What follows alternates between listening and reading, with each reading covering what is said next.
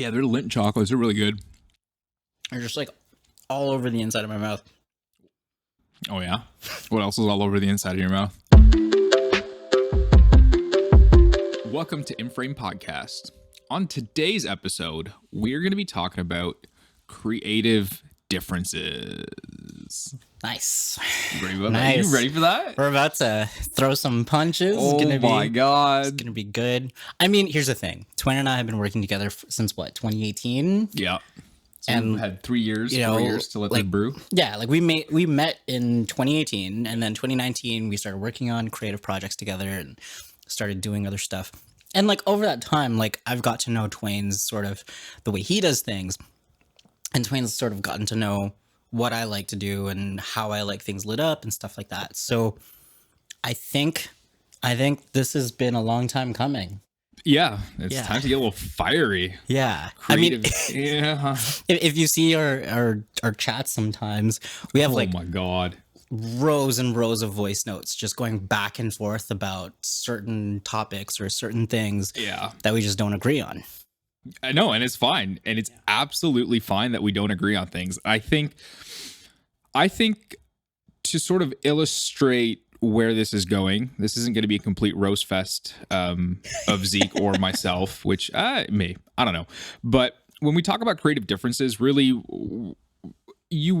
we're sort of talking about, yes, the differences in certain styles, in maybe ways that things should be done, but also the good side of it, that you may have a different perspective on something you hadn't necessarily thought about with a specific project or making an image or whatever it may be. And that's a good creative difference. And then there are ones that are, you might feel a little more, I guess, bugged about, or I guess a little, a little more passionate about. Yeah. Where you're like, no, like I really think this is what we need to do here. And I don't think that's going to work for this project or whatever it may be. Right. So there's those creative differences. And then there's the good side of it too, which is like, oh, I would have never thought of it that way. Well, before we dive into, why creative differences are a good thing and stuff like that, maybe we should list some of our creative differences, like some stuff that we're not on the same page with. Okay. You go first. There are a few, but the biggest one is our black points when it comes to images. Yes. Our black points when it comes to image making, whether it be photo or film. I am a person that likes true black. Like, blacks are meant to be black. Yes, of course, the human eye does not see pure black, of course, because the dynamic range of the human eye is infinite. How do you quantify that? I think people have tried to quantify that. I think maybe there's 22 stops of dynamic range with human vision.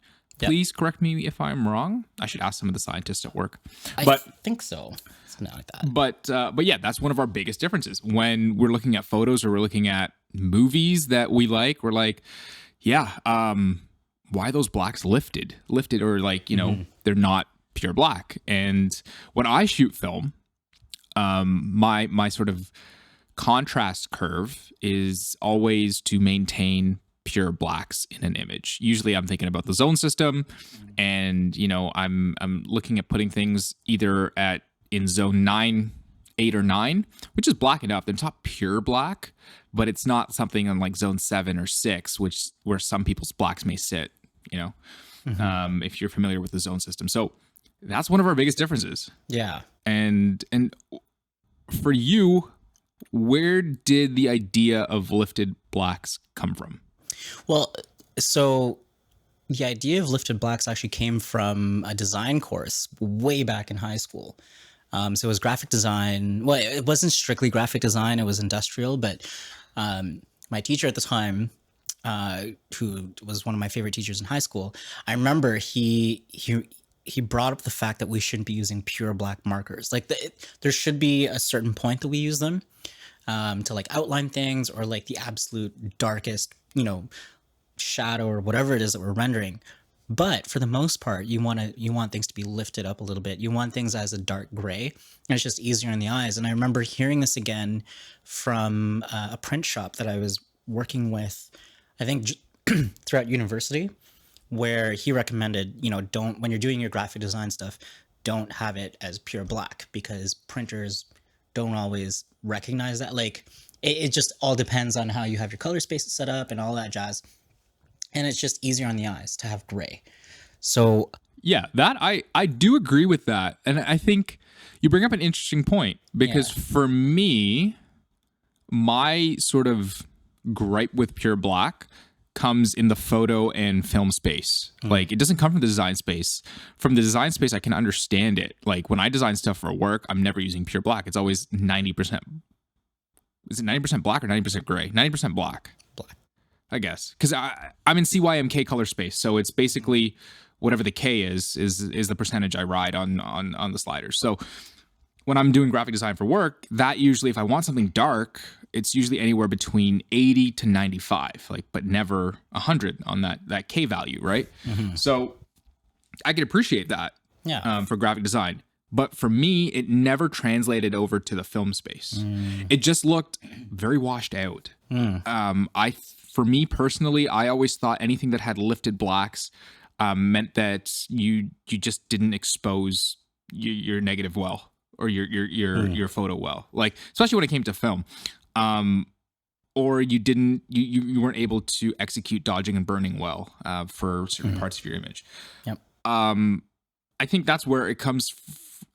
My sort of taste, I guess it is a taste, right? It comes from that.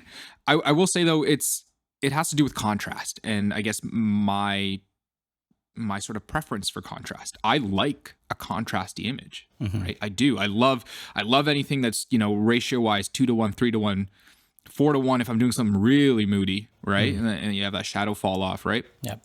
So I think for me personally, it's my own, I guess, would you call it a creative bias? But that's just more my bias whenever I'm making an image. It's your taste. It's what you've come to learn that you like. Yeah.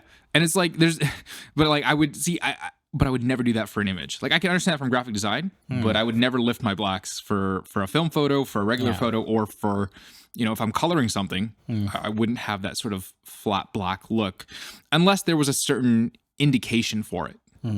Yeah. If Wes Anderson tells me to lift my blacks, fuck it, I'm going to do it because it's Wes Anderson. Right? No, yeah, for sure. But no, like I think for me, I always sort of looked at things the same way, whether it's graphic design or photography or movies.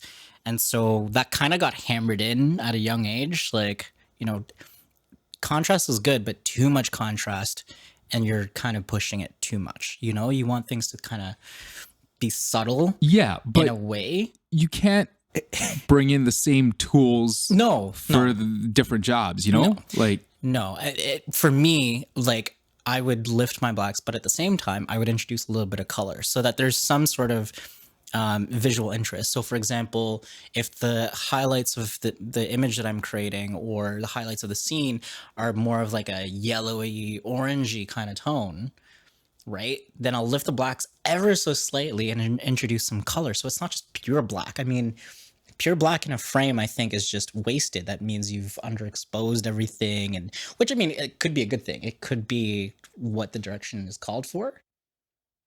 It depends, right? Because it, again, like you said, it does depend on your scene. Like, I don't think, like, if I was shooting a night scene, I'm going to try and light it to where there's details in the shadows, but I know certain things are going to fall away to black. Yeah. And sometimes you have to live with that decision, right? Like, I mean, I don't know. It's kind of interesting because I think of it as the way I think about blacks is not the same way I think about blacks in photo versus graphic design versus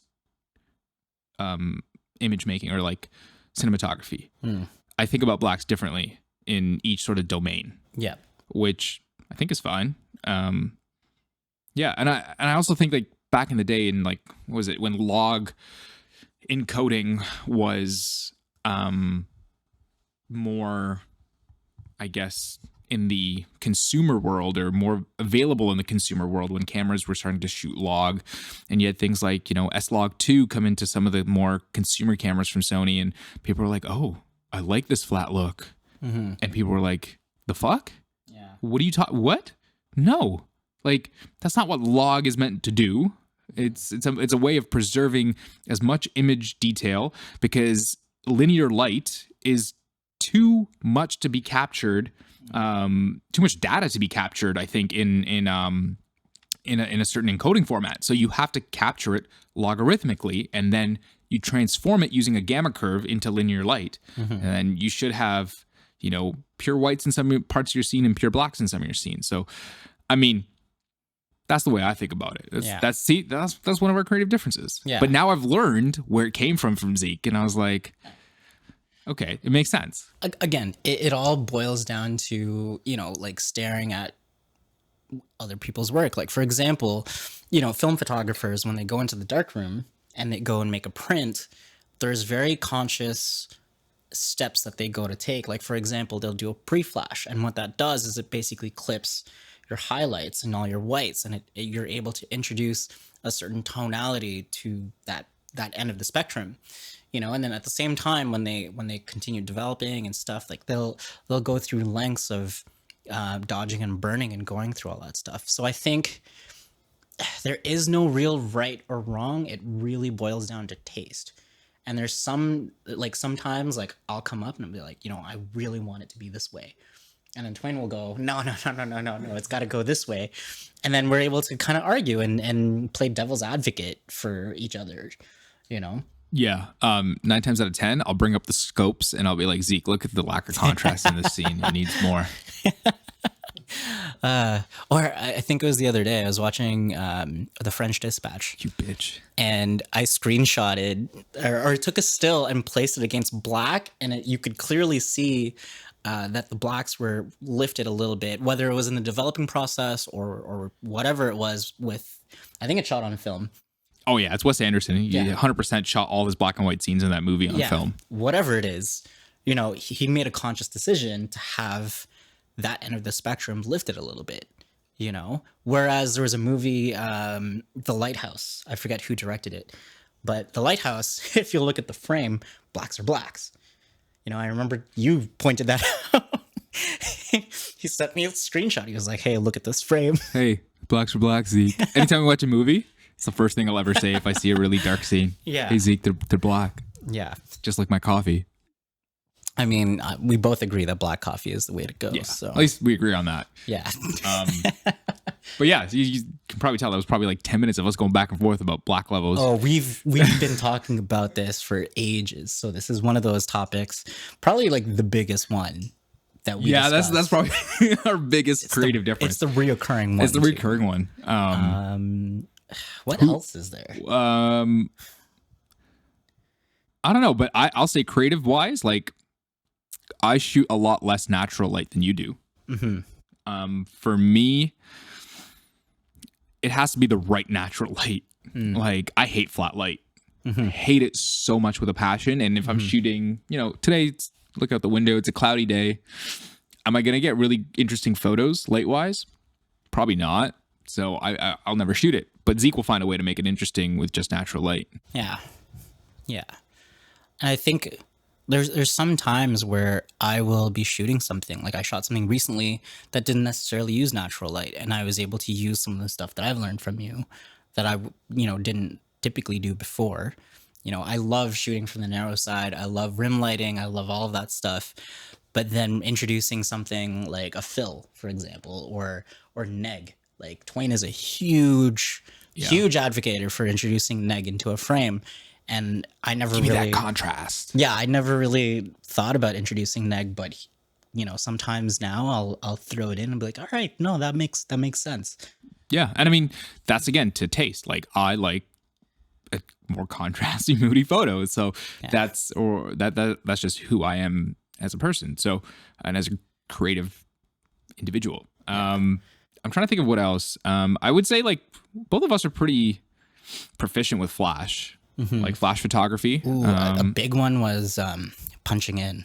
Oh my god. Okay, so a lot of the times, editor's gonna hate me on this one because they'll be like, I'll punch in. I'm like, a lot of the times, punching in. And I'm the worst for this because I don't shoot 4K. I shoot 1080p. So if I'm punching in, I'm like pushing those pixels to its limits, you know? Like, yeah, Premiere.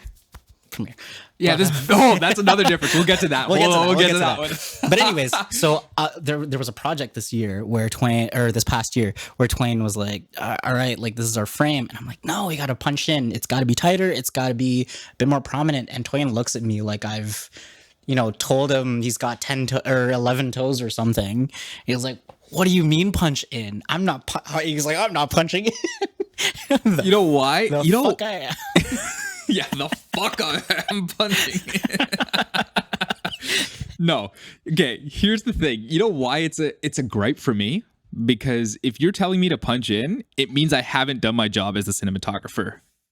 So it's really just salt on the wound. A little bit. That's what it's telling me. If you tell me to punch in, that means I have not framed the scene as intended on set. Well, no. I mean, here's the thing with that is that sometimes you capture the frame and then in the edit, when you stitched everything together, you realize it looks better if it was punched in a little bit more, right?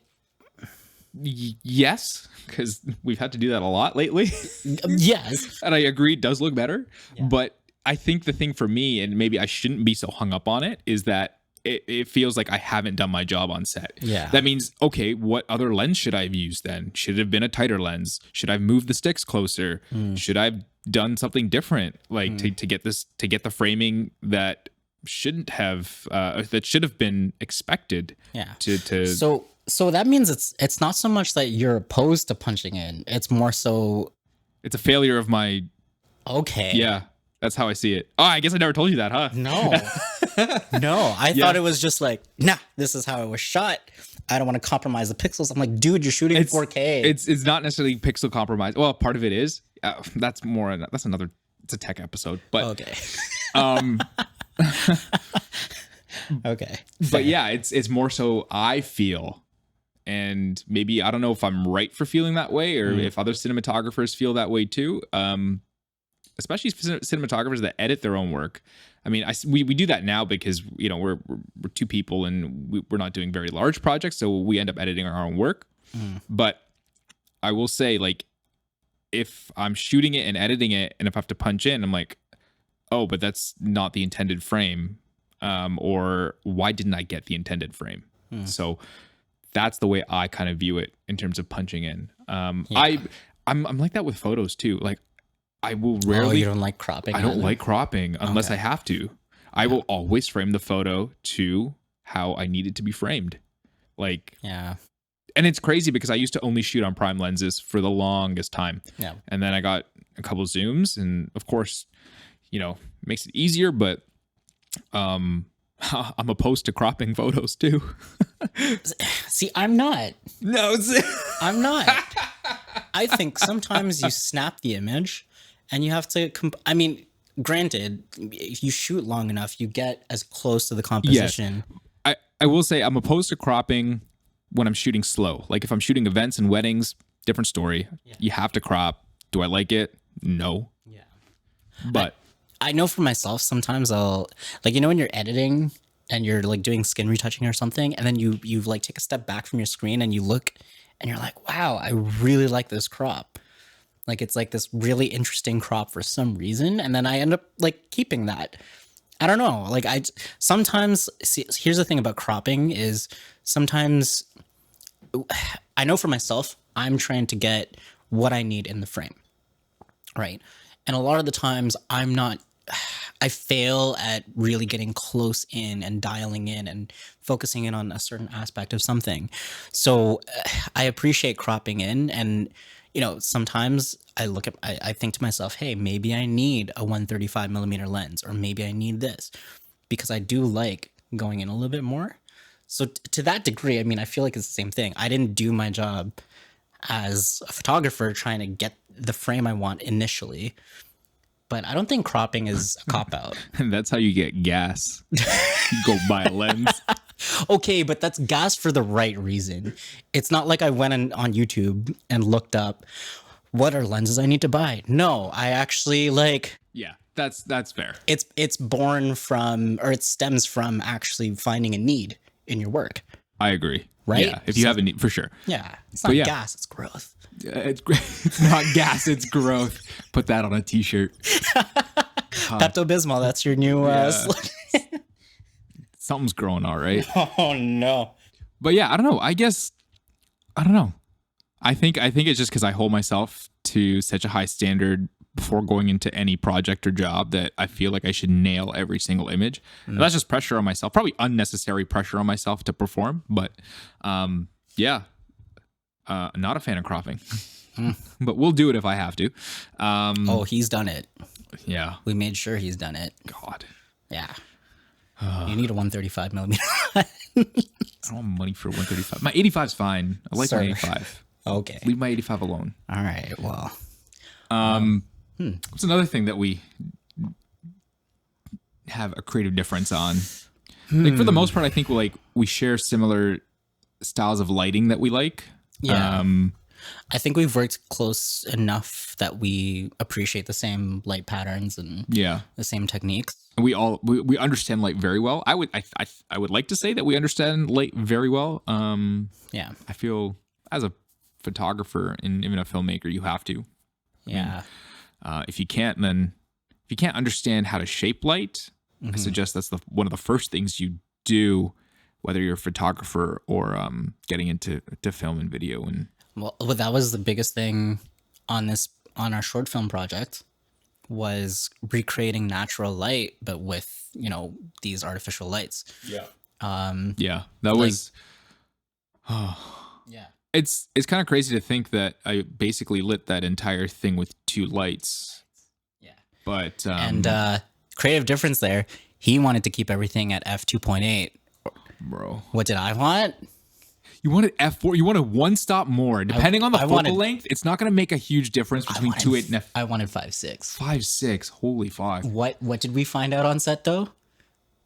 That it was doable. It was doable. Okay, these are lights that I didn't know that had such great output, and I realized that we could have shot at 5.6. Yeah. But yeah, so I remember like pre-production, I was like, hey, I want everything at least 5.6 because we had a lot of wides anyways. There was Yeah. a lot of wides, less so singles in the short film that we shot. Yeah. And it made sense to be at a narrower depth of field, but Yeah. Well, here's the thing is that I think a lot of people that get started with videography and photography, they fall into that trap of shooting wide open all the time. The background's blurred. They get caught up in the bokeh and all of that stuff. But I think as you continue on in the art, you start to compose with the scene. You start to piece things and use the set a little bit more. And I think I wanted to accentuate that, Yeah, I mean, for that short film, I can understand the wides, the 3 shots and the 2 shots definitely being at 4 or 5.6. Plus, the art direction was great too. Like you want to sort of show that off as well and sort of put some context into the scenes. I don't know. Personally, for me, if I'm shooting something with people or one person, 9 times out of 10, it's a 1 shot or a single. And usually to have them stick out, if I'm shaping them with light. And I want them to stand out from the background, usually I'll tell the directors like, yeah, we're going to be at 2.8, or maybe, if it's a T stop lens, maybe at 3.2 or 3.5 or something. But usually for wides, you're using a wider lens anyways. And the T stops at even 2 or 2.8 are pretty sort of, I guess the zone of focus is pretty broad. So a lot of things are going to be in focus, for say a 20 mil, a 24 mil, or even a 35 mil, you'll find even at 2.8 or 3.5, a lot of things are going to be in focus. So, I mean, I think that's a creative difference too. Like, I think Zeik, you shoot a lot at like 4, 5, 6, even for your photos. Yeah. I shoot anywhere between 2.8 and 4 if I'm doing portraits and things like that. Yeah. Like I'll even, if it's a bright day, I'll bump up to an F8. Even just to work in the scene, Sure. And like if it calls for that, right? Like, and I think if you're doing a lot of sort of tableau type portraits, it suits it, right? Like it suits to have that sort of very deep depth of field. Deep, I don't know what the term is, whatever it is. It's not shallow. It's the opposite of shallow. Deep. Yeah. Yeah. So it's deep depth of field. Wider depth of field? No, it's deep. Broader depth of field? Whatever.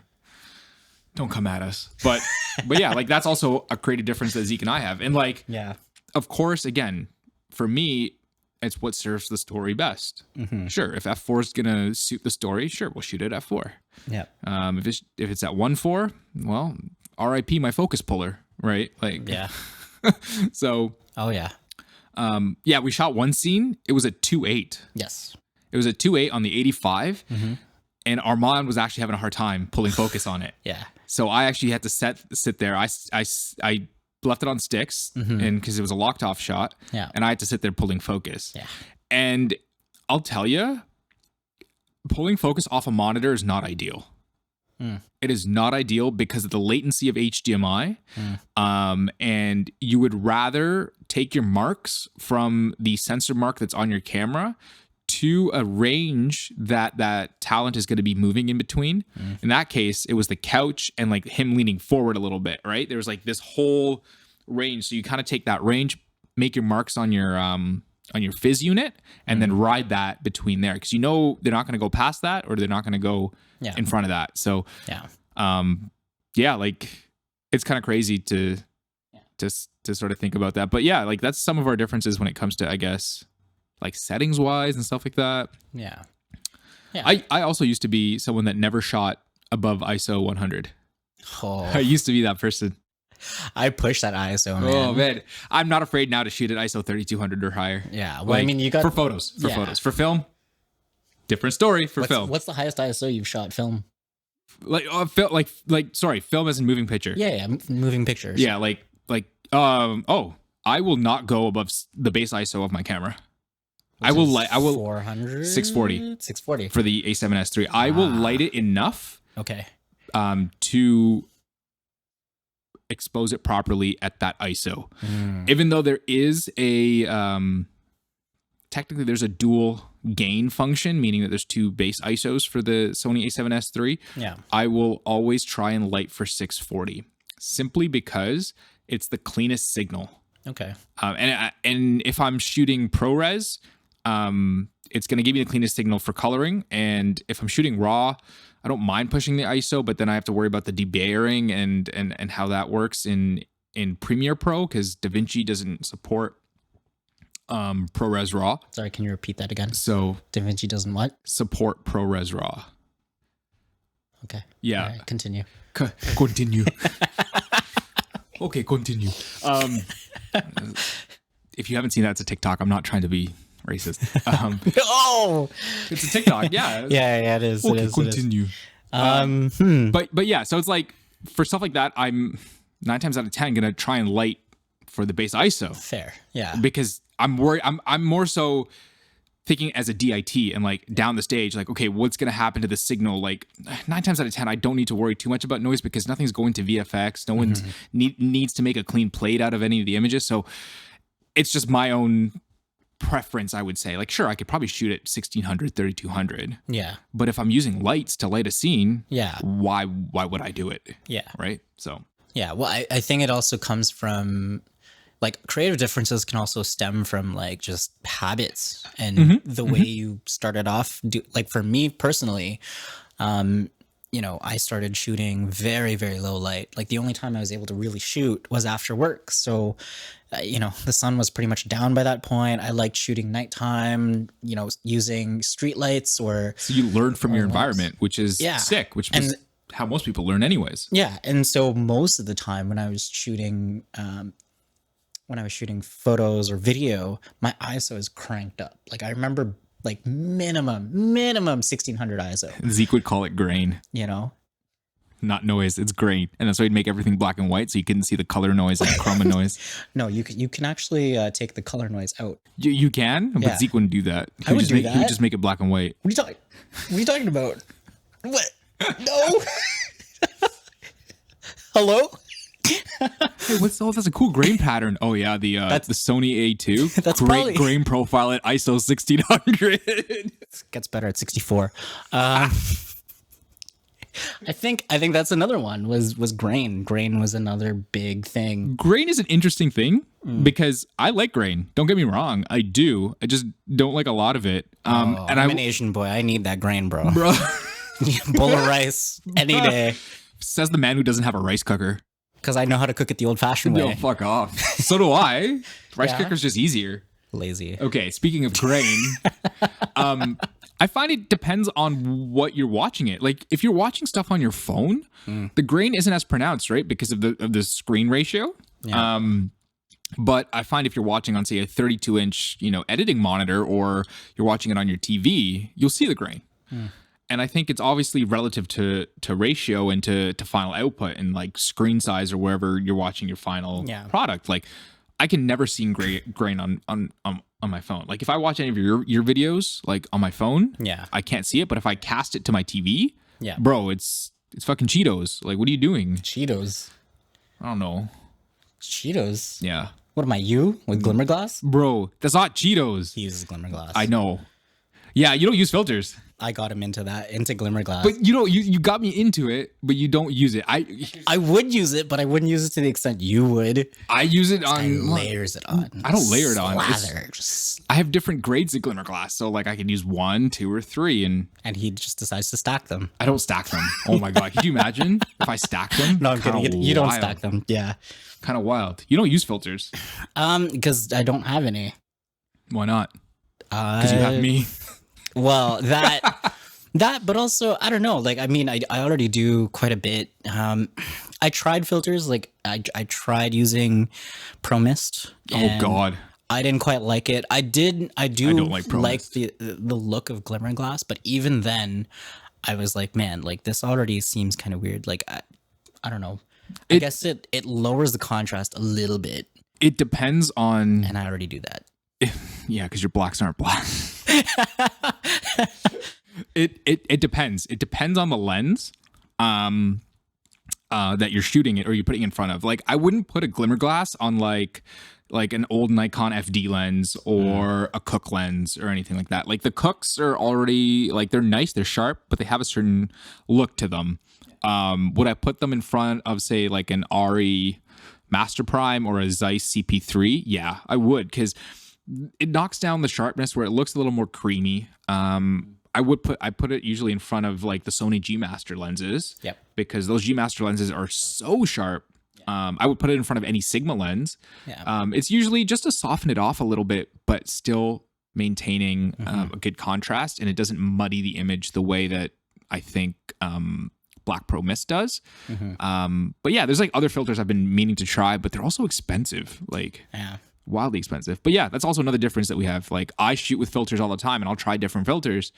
But Zeik just uses a Photoshop action. No, I don't. My lens is the filter. Your lens is the filter. I have old Nikon lenses, so I mean they're not always... They have a look too. You're right. Yeah. They're not always tack sharp. And I mean, granted, I've looked at some of my images now and I'm like, man, that could have benefited from a Glimmer Glass, but that's it is what it is. What else do we differ on? I'm trying to think. I mean, these are things that are just like, I think they're just are just fun. Like, I mean, when it comes down to like projects and stuff like that, like sometimes we'll disagree on an edit or a certain thing. And we'll ride each other hard though. Like we'll be on each other like, no, like fuck off. Like this works. And like we swearing at each other. We fucking just ripping on each other. And I will say like, Zeik and I are really close. Like you may not be close with the producer or whoever you're working with that kind of has a final say. But at the end of the day, like even though we have differences, whether they be differences that are, I guess good, bad, whatever, depends on the perspective, right? And what side you're on or viewing it from. But there's always like respect for one another. Like as much as we differ and we'll like rib each other about stuff, it's like it's never to the point where we're disrespecting one another. No. So it's like it's always just like it ends up just being banter at the end of it. Yeah. And the thing is too is that I always take our differences and I always try to see, okay, like what is he trying to say with this? Because sometimes you'll say something and I'm like, man, he's way out. And then I'll explain it. I was like, wait a second, let me explain this. And he'll actually, do it. I'll be like, okay, let me see what this looks like, and then he'll do it on the timeline. He'll do it in DaVinci. And then I'm like, okay, well that actually works, and then vice versa. Like I think differences, it just allows you to kind of stay grounded. Cause sometimes personally, I think that I think I know everything, Yeah, because you're an engineer. Yes. So having someone be like, no, it's got to work this way is beneficial just because it keeps me grounded and it allows for a different perspective to come in. Yeah. Sometimes you get so caught up in your own vision and stuff that, like, I think there was a project this year, Twayne, or last year, that I was like, man, if there's ever anything that you're like, no, I think this looks better this way, or like a new idea on something, don't be afraid to speak up on it. I'd rather someone tell me something and me either shoot it down or consider it than not have it presented at all. And then I'm like, man, this could have worked better. And then Twayne was like, I actually thought about this. This could have been a lot. I know. And I didn't tell him because he was the one talking to the client. I was just the cinematographer. And if you know really anything about sort of the commercial world, usually the cinematographer is brought on once everything's kind of done. Like the storyboards are done, the direction's done, and then the cinematographer is kind of presented, like what they need to do. And it's like, hey, do you want this job, or do you want to do it? Or like, how would you do this kind of deal, right? And I didn't think I really had a voice in that sort of creative directive process. So I didn't say anything. Yeah. And then, months go by and I'm like, oh, we could have done we could have done this instead and saved us some time. But I mean, that's the thing, is that we're close. Like, we've worked closely on a number of projects, and I'm the kind of person that appreciates feedback like that, or new ideas. I'd rather that some directors and some creators are not like that.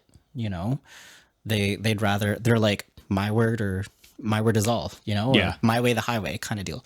Yeah. And I don't think that's necessarily healthy too. Like it's good to stay grounded with differences. Yeah. Last difference. I think it's not really a difference, but this is one that I keep ribbing you on. Why the fuck don't you use DaVinci Resolve? Okay, so if you listen to the last episode, there's a thing called learning curves, and I tend to have a boundary. Your boundary's DaVinci Resolve? Well, here's of all the programs that have free training, your boundary's DaVinci Resolve? Here's the thing, okay? I already do graphic design. I already do photography. I do some form of web animation. I already do like a whole bunch of stuff that I've come to realize that, man, my life would be a lot easier if I could just expand my team and just bring someone on board to do it. Would I benefit from using DaVinci Resolve? Sure. Yeah, you would, because then you could actually open the project files. Okay, but here's the thing, is that I do a lot of my graphic design in Illustrator, and Illustrator doesn't play nicely with DaVinci, not as nicely as After Effects does. You can do everything in After Effects and then just bring everything over into DaVinci. Or I could just be done in After Effects. You would be done in After Effects. You just create an alpha channel so that you could just export it into DaVinci. It's easy. But see, in Premiere, you can just link in the After Effects file so that anytime, like, I can have the After Effects live open, edit it, and it'll automatically sync into my timeline in Premiere. Yeah. Yeah. See? So DaVinci has that. It's called Fusion. But then there's another program I have to learn. Yeah, going from layer-based to node-based was actually hard, but see, it's so much better. So that's why. I mean, I have reasons as to why I don't do certain things. I mean, hey, I learned a whole new program from Premiere. Like, I was in Premiere for like the longest time, 2.5 years, I think, 3 years almost Premiere, and then I was like, oh, this DaVinci thing's kind of cool. And I don't have to pay a subscription fee to Adobe every single time, so yeah. Why not? The other thing too is I am paying the subscription fee, and I am using all the other Adobe software. That's so fair. I might as well make use of Premiere while I have it. Also, for some reason, DaVinci doesn't run very well on my laptop. It's because your laptop's old. It's old. And there's minimum specs for DaVinci. Yeah. But so, Premiere apparently still works on it, so I use that. Yeah. Hey man. It is what it is. I mean, that's not so much a creative difference. No, it's not. I just thought it'd be a fun last one to talk about. Yeah, that's more so just... You're a bitch and you don't want to switch to DaVinci Resolve. Yo, chill. Wow, this guy. Yeah, no. Guns blazing. Yeah, I chose man. violence. Yeah. And with that, thank you for tuning in to this episode of Inframe Podcast on creative differences. Zeke's a bitch. See you in the next episode. Cheers.